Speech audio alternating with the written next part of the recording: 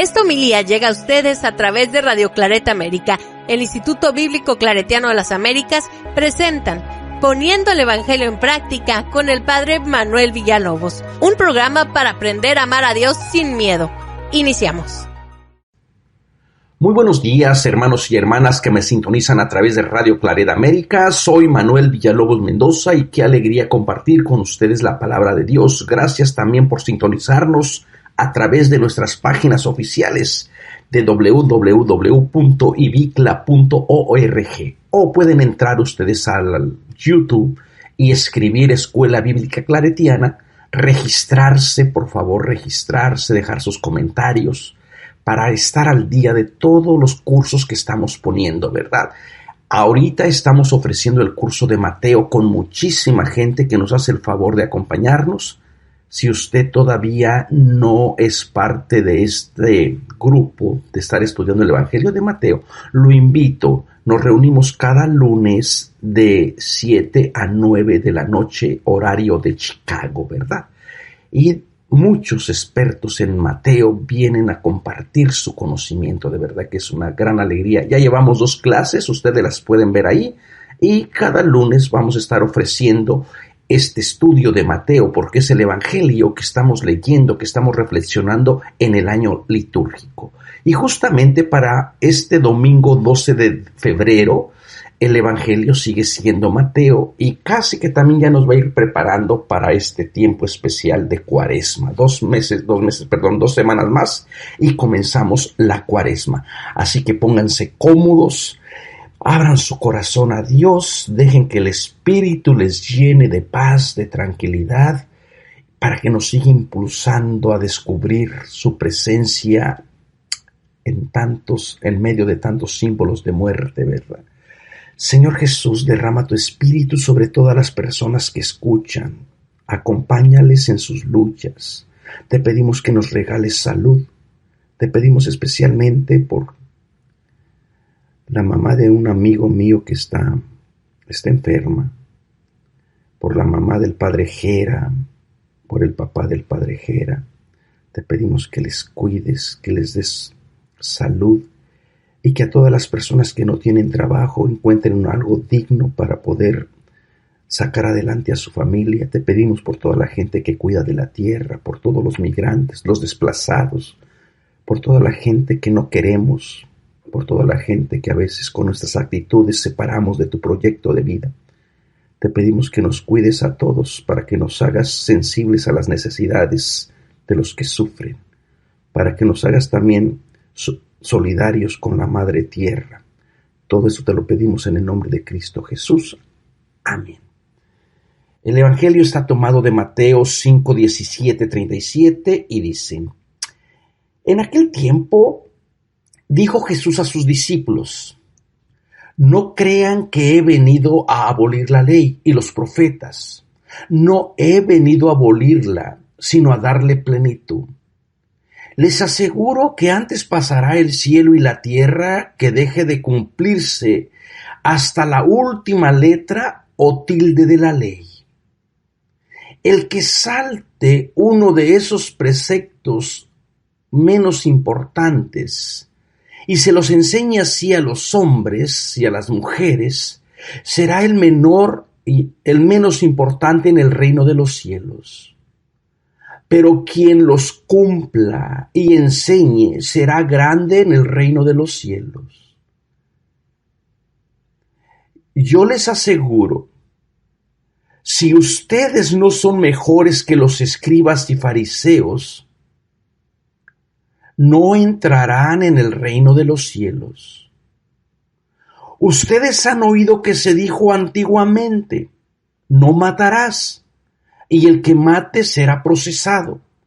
Pero yo les digo ahora, toda la persona que esté enojada con su hermano o con su hermana será procesado. Y si alguien llama a su hermano imbécil, tendrá que comparecer ante el Sanedrín, y si lo llama renegado, merece la condena del fuego. Por tanto, si cuando vas a poner tu ofrenda sobre el altar, te ¿Te acuerdas allí mismo de que tu hermano tiene queja contra ti? Deja allí tu ofrenda ante el altar y vete primero a reconciliarte con tu hermano, y entonces vuelve a presentar tu ofrenda. Con el que te pone pleito, procura arreglarte enseguida, mientras vas todavía de camino, no sea que te entregue al juez, el juez al alguacil y te metan a la cárcel. Yo te aseguro que no saldrás de ella hasta que hayas pagado el último centavo. También ustedes han oído el mandamiento de no cometerás adulterio. Pues yo les digo, el que mira a una mujer casada deseándola, ya ha cometido adulterio con ella en su interior. Si tu ojo derecho te hace caer, sácatelo y tíralo. Más te vale perder un miembro que ser echado entero en el infierno. Si tu mano derecha te hace caer, córtatela y tírala, porque más te vale perder un miembro que ir a parar entonces en la gehenna. Está mandado: el que se divorcie de su mujer, que le dé el acta de repudio. Pues yo les digo, el que se divorcia de una mujer, excepto en caso de impureza, la induce al adulterio, y el que se case con la divorciada comete adulterio. Han escuchado antiguamente que se dijo: no jurarás en falso, y cumplirás tus votos al Señor. Pues yo les digo que no juren en absoluto, ni por el cielo, que es el trono de Dios, ni por la tierra, que es estrado de sus pies, ni por Jerusalén, que es la ciudad del gran rey. Ni juren por tu cabeza, pues no puedes volver blanco o negro un solo cabello. A ustedes les basta decir sí o no. Lo que se añada viene del maligno. Palabra de Dios.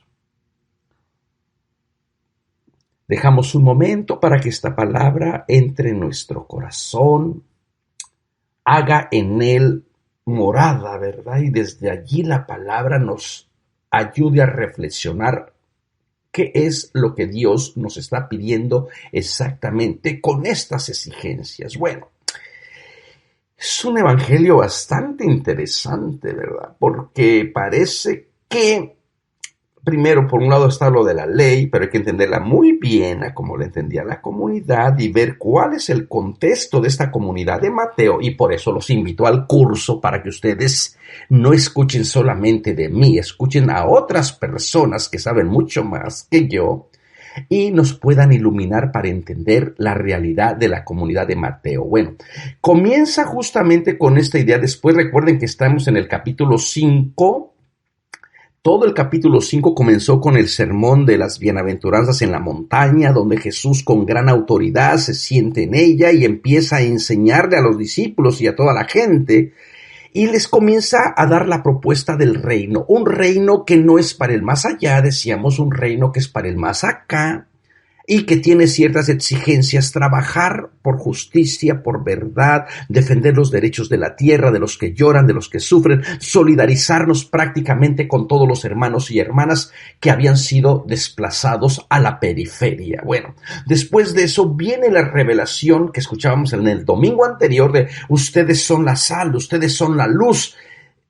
Invitar a la comunidad a que se sienta amada, querida por este Dios. Y bueno, después de esto vienen las exigencias, porque uno puede decir: ay, qué bueno, soy luz, soy amado por Dios, y ya no tengo nada que hacer, todo es gracia. La gracia de Dios no es una gracia barata, es una gracia que va a llevar a una entrega total con el compromiso, con la justicia, ¿verdad? Y también con el cumplimiento de la ley. Recordemos también que esta comunidad de Mateo viene de un trasfondo del judaísmo, y para ellos es importante que Jesús sea como el nuevo Moisés, el que cumple la ley, el que tiene la autoridad. Jesús es el que se sienta a enseñarles, y Jesús es el que viene prácticamente a observar la ley. A veces la gente cree que Jesús vino a abolir la ley, que como que toda la ley antiguamente era mala y con Jesús comenzó una nueva ley. No. La ley, tal y como la entregó Dios, o en la mente de Dios, como se deja ver a través de los textos bíblicos, la ley no era mala, la ley era buena. La ley Dios la dio como gracia para que la gente supiera cómo conducirse. Esto lo va a decir Pablo, ¿verdad?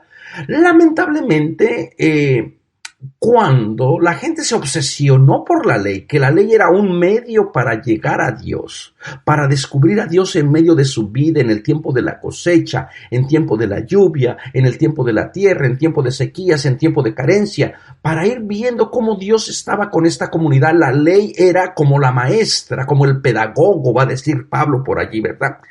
Pero lamentablemente mucha gente se obsesionó tanto por la ley que se olvidaron del Creador.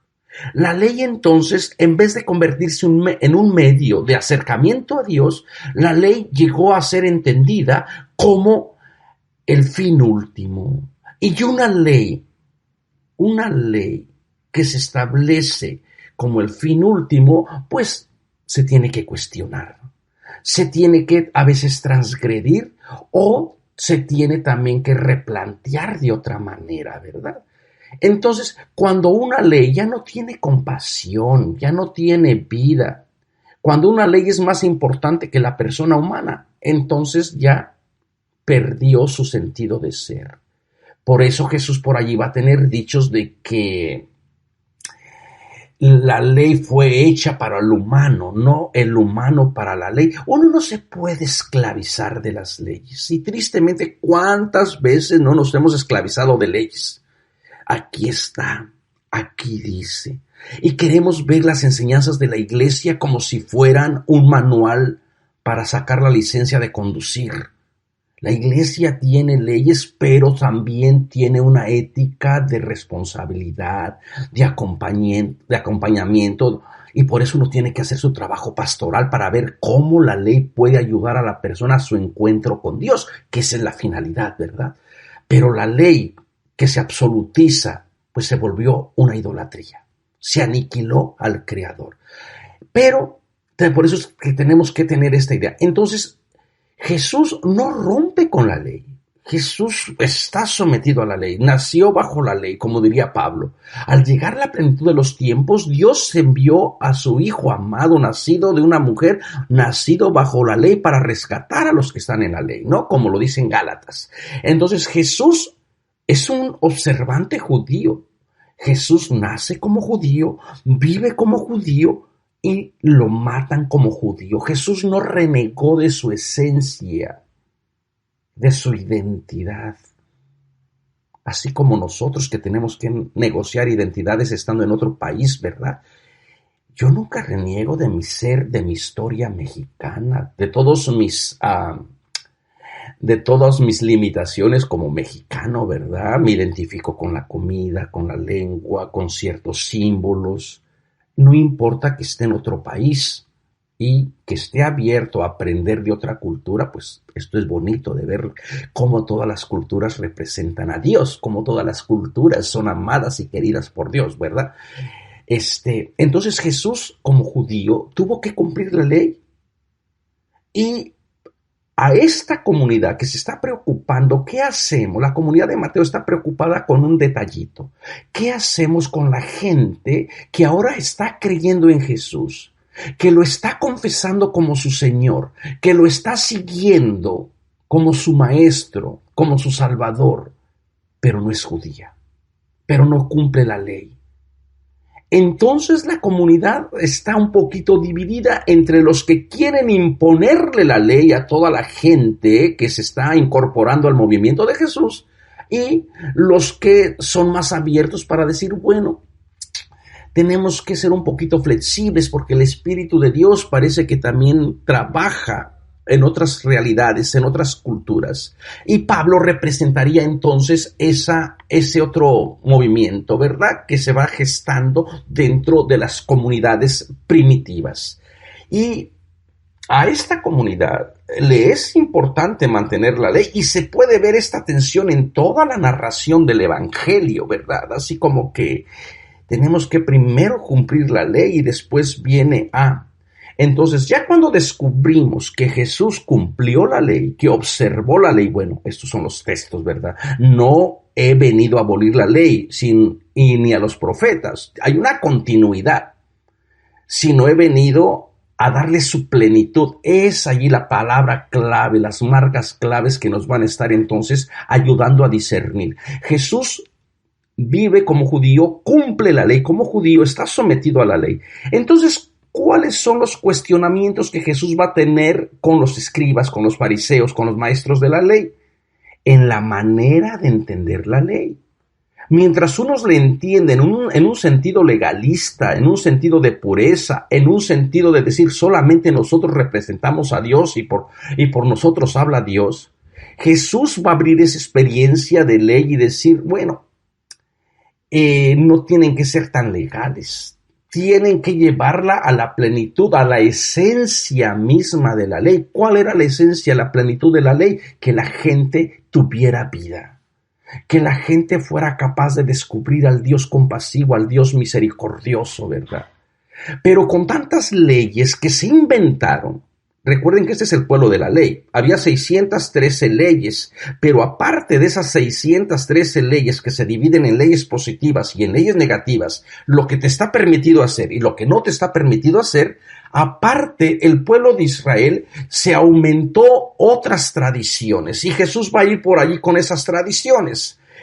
Y eso es lo que Jesús cuestiona, no la ley, cuestiona las tradiciones que se le fueron añadiendo a la ley y que en vez de ayudar a la persona a liberarse de la ley o a sentirse amada por la ley, lo único que lograron fue esclavizarla. Por eso más adelante Jesús va a decir, a gritar, a implorar, vengan a mí todos los que están cansados y agobiados por el yugo de la ley.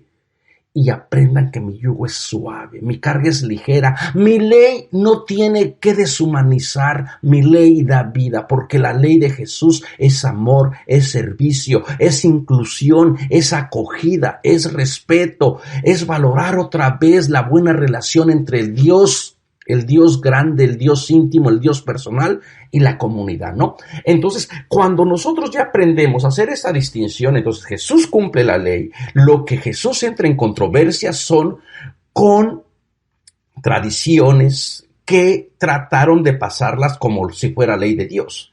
¿Cuántas veces no hacemos lo mismo?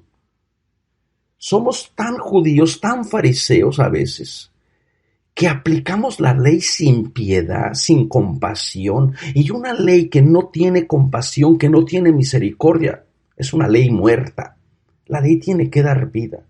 Y qué interesante cómo a veces somos bastante ambiguos en la manera en que aplicamos la ley. Regularmente las personas que están con el micrófono pues tienen el poder, tienen el micrófono, hay gente que les escucha. Nosotros tenemos una responsabilidad con ustedes. Y a veces esta responsabilidad nosotros podemos decir, cumplan esto, hagan lo otro. Pero la ley nos la aplicamos tampoco para nosotros. O la ley, nosotros como que decimos, somos los dioses y nosotros estamos dictando leyes, ¿verdad? Y eso no debería de ser. Yo les he comentado, si no les he comentado se los digo, yo no puedo predicar algo que yo no estoy dispuesto a cumplir o que yo no crea. Por cuestiones morales, por cuestiones éticas. Bueno, entonces Jesús se adentra en ese sentido de la ley y lo primero que establece, la ley tiene que seguir. Hay una continuidad entre la ley y no solamente la ley, porque la ley está reflexionada en el libro del Pentateuco, en los 5 primeros libros, ¿verdad? Y que para muchas personas esos eran los únicos que valían. Pero Jesús une la ley junto con los profetas y en la ley junto con los profetas aparece entonces esta idea de continuidad, de seguimiento. Los profetas van a ser los defensores de los pobres, los defensores de los más insignificantes o de los menos insignificantes. Los profetas van a ser los que cuestionen el status quo, los que van a desenmascarar la idolatría del falso culto. Y entonces Jesús como que reconcilia ambas teologías, ¿verdad? Y yo creo que esto es lo bonito de Jesús, que en su movimiento hay lugar, hay cabida para todo mundo. Entonces Jesús viene con esta idea de unir nuevamente la ley, Moisés, los profetas, con la idea de darle plenitud. Y luego viene también esta sentencia de que esto es una verdad que la comunidad tiene que celebrar y bueno, tiene estas metáforas, ¿verdad? De que el cielo y tierra pasará, pero la palabra de Dios no pasa. Y bueno, esta es una manera muy profunda de decir la palabra de Dios. Recuerden que la palabra de Dios es creadora y con la finalidad, como lo entiende la comunidad de Mateo, es que se cumpla toda la ley, hasta la cosa más insignificante que es el puntito, ¿no? ¿Por qué? Porque recuerden que esta comunidad viene de este trasfondo judío. Después ustedes pueden ir asombrándose cómo la comunidad de Mateo también se va a ir abriendo. Les pongo un ejemplo para que entiendan qué es lo que les estoy tratando de decir. Jesús, en el encuentro que tiene con la mujer cananea, Jesús salió a territorio de frontera y en el encuentro con esta mujer cananea que viene gritándole, Jesús, hijo de David, ten compasión de mí, y Jesús la ignora y los discípulos la callan y después la mujer sigue otra vez, Jesús, hijo de David, ten compasión de mí, porque tenía su hija que estaba poseída por un espíritu, ¿verdad? Bueno, estaba enferma. Entonces, luego los discípulos llegan con Jesús y dice, atiéndela, que ya nos fastidió. Y Jesús es bastante interesante que les dice, yo he venido única y exclusivamente por la oveja perdida de Israel. Fíjense Jesús cómo tiene todavía esta idea de que su misión es exclusivamente para el pueblo de Israel, tal y como toda la gente lo piensa. Sin embargo, ustedes ya saben la persistencia de la mujer, le arranca el milagro a Jesús y bueno, al final del Evangelio, en el capítulo 28, en el capítulo que la gente le llama la Gran Comisión, donde Jesús resucitado dice, todo poder se me ha dado, vayan y hagan discípulos a todas las naciones. Y uno dice, bueno, pues no que solamente había venido para la oveja perdida de Israel. Esto es lo que manifiesta esta comunidad, estas dificultades que tiene la comunidad internamente, o nos abrimos a que todo mundo experimente al Dios de la vida, al Dios que abraza, a la misión universal, o nos aferramos solamente a los que cumplan la ley de Moisés, ¿verdad? Y todo esto como que se va a ir allí jugando dentro de la narrativa del Evangelio. Entonces, fíjense lo que dice Jesús también. El cumplir la ley y enseñarla va a ser importante. O sea, no hay una distinción solamente, ok, yo te la digo, pero yo no lo cumplo. No. Es enseñar y cumplir, o ser obstáculo o ser motivo de celebración. Y si uno es obstáculo en los procesos de la otra persona, tengamos mucho cuidado, porque a veces somos obstáculos en los procesos de relación que lleva la comunidad con Dios. Nosotros pensamos y nosotros creemos de que Dios solamente puede actuar por medio de rituales, por medio de experiencias oficiales que dicen a esto, aquí sí está Dios, pero en esas otras experiencias no está Dios. Y a veces con nuestro ejemplo, con nuestras palabras, podemos ser piedra de tropiezo. Podemos verdaderamente estar desviando a la comunidad para que no experimente el amor de Dios.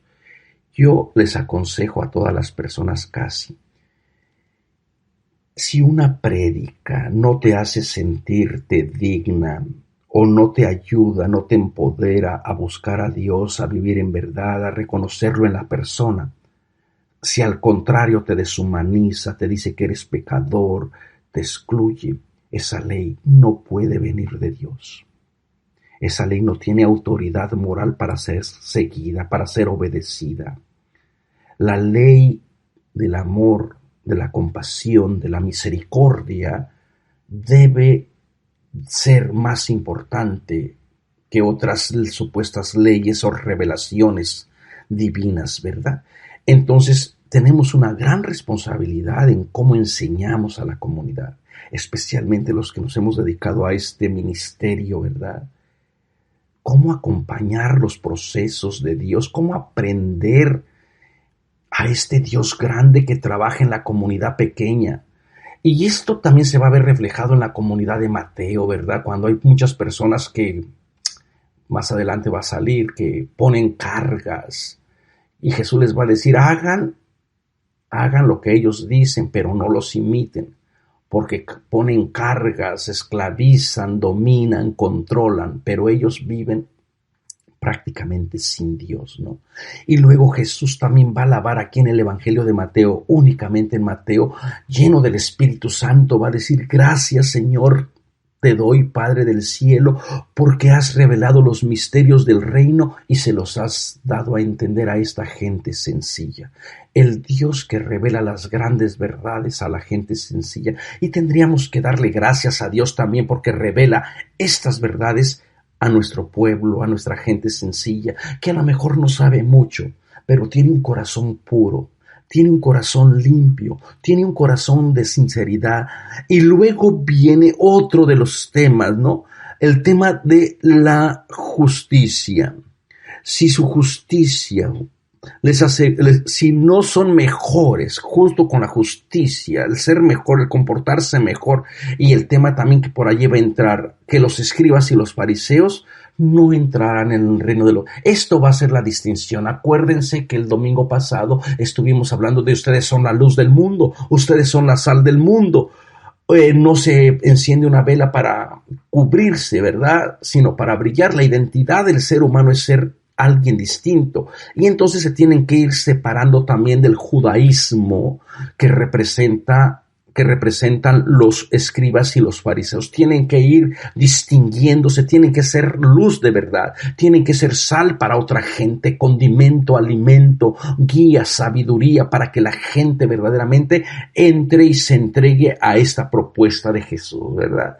Y les da la idea de no entrarán en el reino de los cielos. Sí, así que si no somos distintos, lamentablemente somos bastante ambiguos en los que no van a entrar en el reino de los cielos y solamente agarramos a cierta gente para descargar nuestros miedos y temores y decimos, tú no vas a entrar en el reino de los cielos.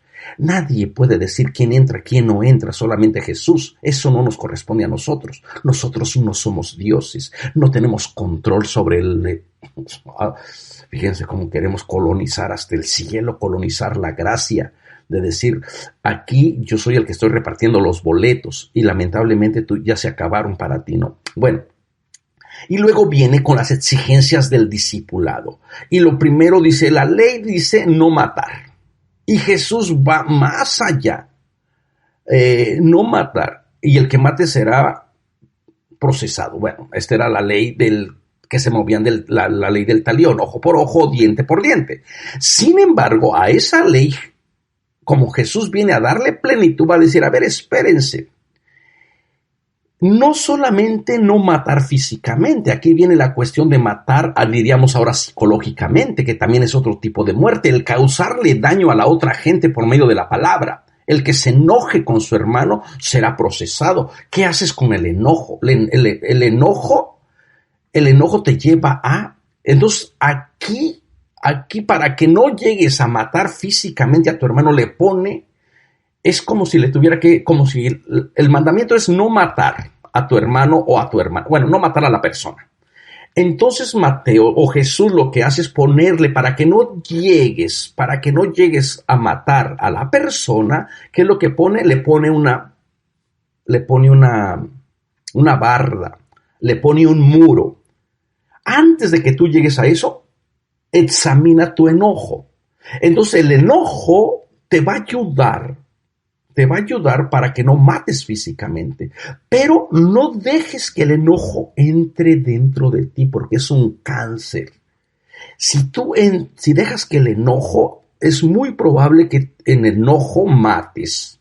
Entonces, si tú te enojas, ya para que veas lo importante que es el estar pendiente de que esta energía negativa del enojo no entre, no te enojes, porque equivale también a muerte. ¿Qué hacemos con el enojo? Fíjense, tanta gente a veces dice, padre, es que yo me confieso que me enojé con esto. Ya cuando tú le empiezas a decir, a ver, ¿quién te causó el enojo? No, es que después es que la persona me golpeó y no sé qué, y no me dijo esto y me dijo lo otro. Tienes razón en enojarte, lógico. ¿Por qué? Porque estás siendo afectada por el insulto, ¿verdad? De una persona que te insultó. Entonces, lo que no se vale es que ese enojo se propague para otra persona. Siéntate, tranquilízate, habla con la persona que te causó el enojo y decirle esto, tus palabras me hieren, me lastiman. Y aquí viene toda la idea del lenguaje injurioso, ¿verdad? Todo el lenguaje injurioso, todo el lenguaje violento, incendiario que se usa desde el púlpito contra ciertos grupos. Yo he estudiado mucho esta parte del uso del lenguaje injurioso, incendiario en la antigüedad, cómo los retóricos aseguraban y decían, en un debate público, abstente de utilizar un lenguaje injurioso, de llamarle a alguien estúpido, de llamarle a alguien imbécil. Eso no se vale, eso no son las prácticas del buen orador. Dentro de la oratoria en la antigüedad había lenguaje que no se toleraba, el lenguaje hubrístico, ¿verdad? El lenguaje de violencia. Y este lenguaje era prácticamente, o hablaba muy bien del orador, muy mal del orador. Tú tenías que ganar un debate público sin quitarle a la otra persona de alguna manera su honra por medio de la palabra, ¿verdad? Y ahora, ¿cómo usamos nuestro lenguaje? Fíjense que yo me quedo espantado cuando los ministros, los sacerdotes, utilizan puro lenguaje incendiario. Y ahorita aquí les va, fíjense lo que dice. Si tú llamas a tu hermano imbécil, esta palabra ustedes la van a tener entre paréntesis, si la estuvieron leyendo, búsquenla si ustedes gustan en el Evangelio de Mateo, por allí en el capítulo 5 del 17 al 37. Antiguamente esta palabra venía entre corchetes y la ponían, si tú llamas a tu hermano raca, y raca es una palabra aramea. Actualmente los biblistas creen que esta palabra raca tiene que ver con las personas afeminadas.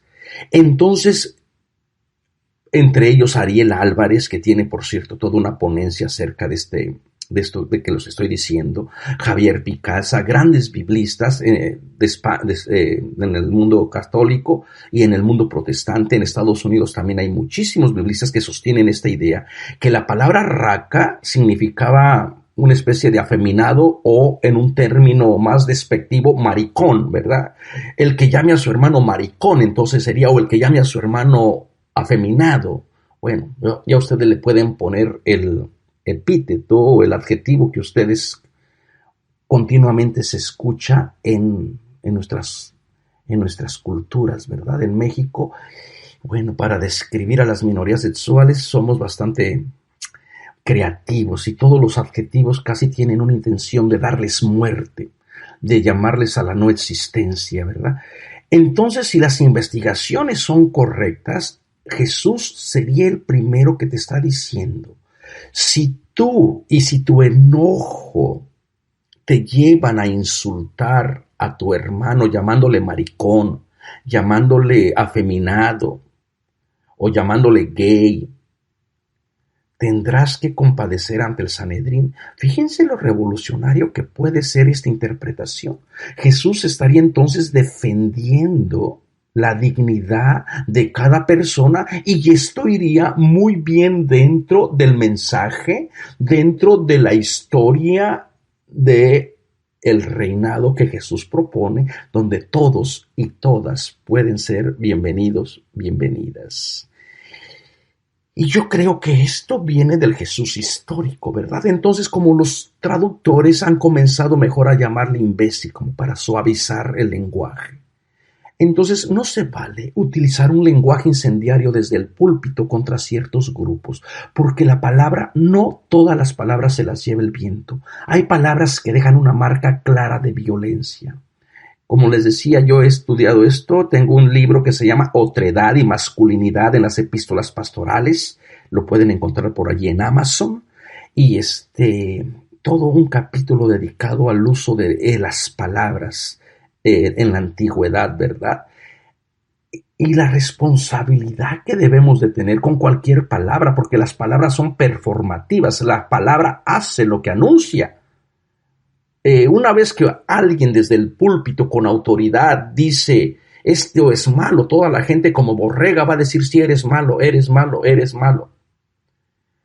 Fíjense, les voy a confesar algo que a mí me pasó cuando yo era niño. Yo todavía ni siquiera podía hablar. Y mi hermano, que es 3 años mayor que yo soy el más pequeño, mi hermano ya iba a la escuela y él siempre me decía, ay, cuando vayas a la escuela te va a tocar la maestra, voy a cambiarle el nombre, la Maricela, no, voy a cambiarle un nombre, la Marisela, para tener solamente como marco de referencia. Te va a tocar la maestra Marisela y es muy mala, Pues yo todavía ni siquiera iba a la primaria, al kinder, todavía no había kinder, yo todavía ni siquiera podía, les digo, hablar, tendría 3, 4 años, y un día me encuentro a esa maestra y agarré una piedra y se la aventé. Le dije, maestra mala. Después la maestra hoy se quejó con mi mamá y tuve que ir a decirle, a pedirle perdón y todo, pero no le pegué, pero le aventé la piedra. A lo que voy es, en la mente mía, las palabras de mi hermano tuvieron un efecto. Y así uno puede ir analizando cada historia, cómo las palabras tienen un efecto. Las palabras duelen más que los golpes. Y cuando uno escucha palabras hirientes, palabras que lastiman, palabras que te deshumanizan, son heridas que llevamos dentro de nuestro corazón. Cuando estamos diciéndoles constantemente, refiriéndonos con palabras malas, con un lenguaje incendiario, especialmente si tenemos el poder, créanme que va a surgir un efecto. El Donald Trump en México, en Estados Unidos, cuando comenzó a decir todos los mexicanos son violadores, traen drogas, nos roban los trabajos. Al otro día, alguien en Nueva York agarró a golpes a un mexicano indigente. Lo agarró a golpes, lo orinaron, y cuando los reporteros le preguntaron por qué lo dice, porque los mexicanos son violadores, nos roban el trabajo. Eso lo dijo nuestro presidente.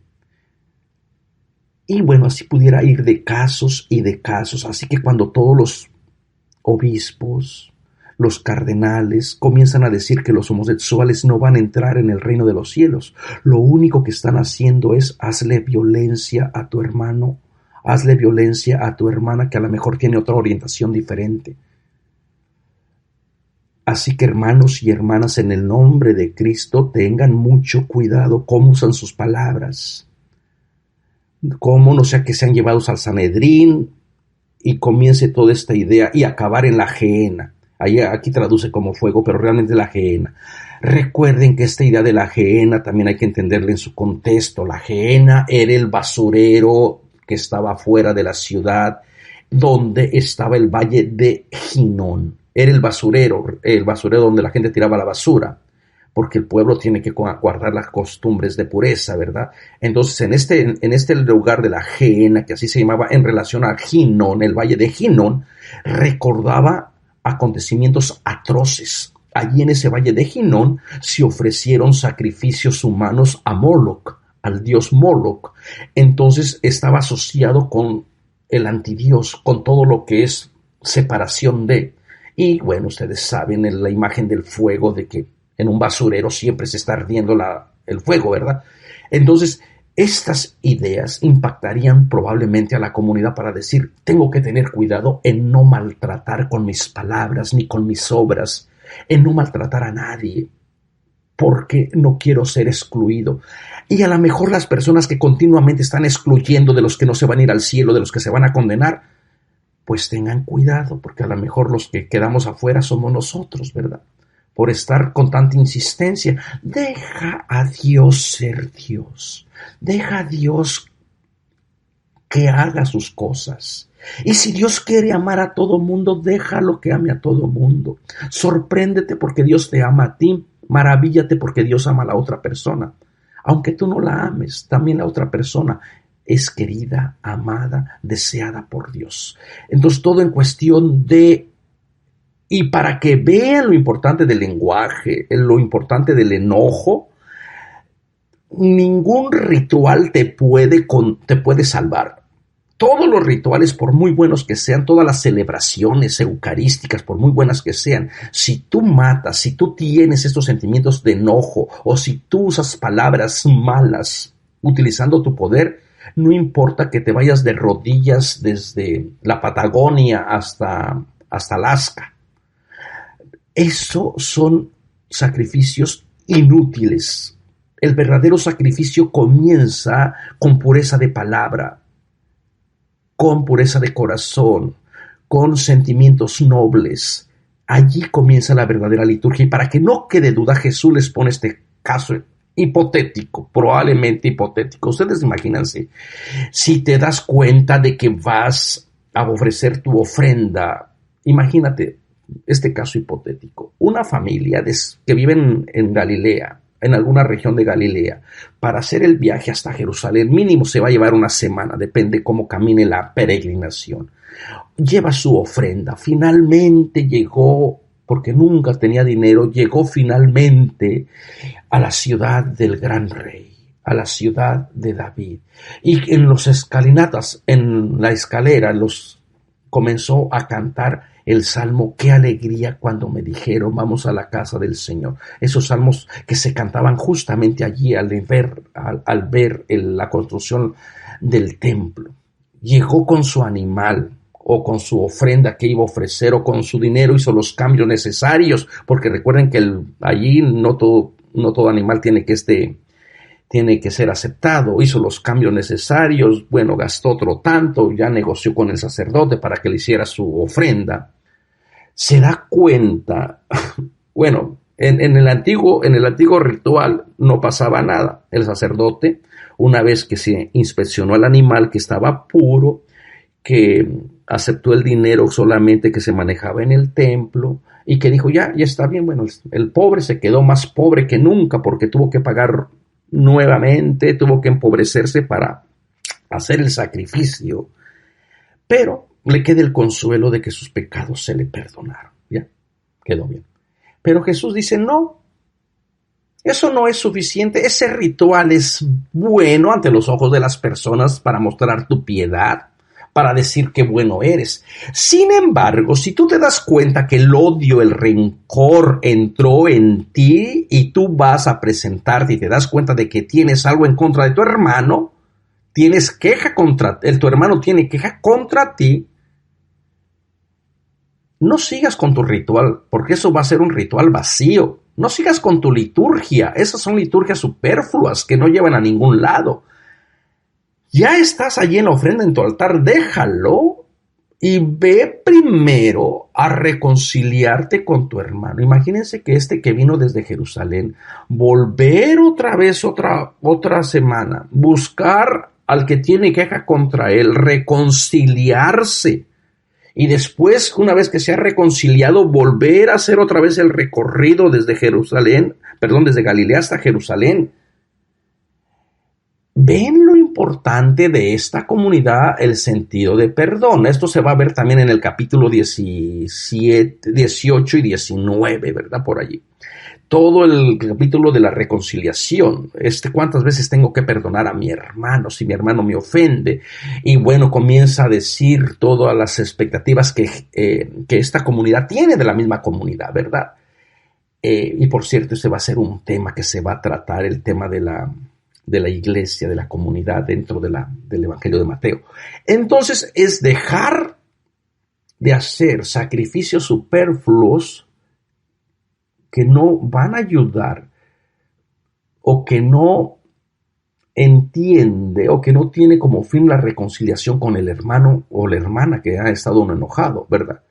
¿Cuántos sacrificios, cuántas liturgias deberíamos de dejar? Hay gente que se la vive literalmente en la iglesia, come, sueña, vive, está allí atada al Santísimo porque allí sí se siente bien, porque allí está bien bonito, allí sí siente la presencia de Dios. Y a veces uno se pregunta, ¿no tendrá familia? ¿No tendrá cosas que hacer aparte de aquí. Fíjense que a mí me gustó mucho una expresión que decía el Papa Francisco casi al principio. Dice, Jesús está tocando a la puerta, no para que lo dejen entrar, sino para que lo dejen salir.